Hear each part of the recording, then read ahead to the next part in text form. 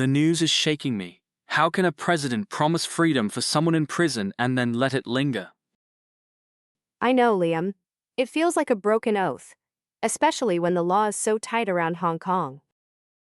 And yet, every time Trump talks about trade, he drops Li's name. Is that really leverage or just political theater? Leverage? Maybe. But it also keeps the issue alive in Washington, where decisions can ripple into Beijing. But what if Xi sees it as a bargain, free him, and will talk trade? That would make it a quid pro quo that undermines justice.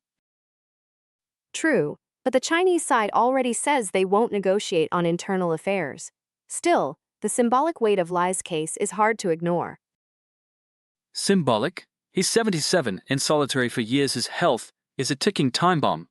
A release could spare him from that torture. And yet the courts are slow. Closing arguments can stretch days. The longer it takes, the harsher his conditions become. I heard aides say Trump's Treasury Secretary was on a mission to get Li out. That sounds more like an executive order than diplomacy. Maybe. But even an executive push can influence Beijing indirectly through pressure on trade negotiations or public opinion. But the risk is that China might use this as a pretext to crack down further on dissent in Hong Kong. The stakes are enormous. Exactly.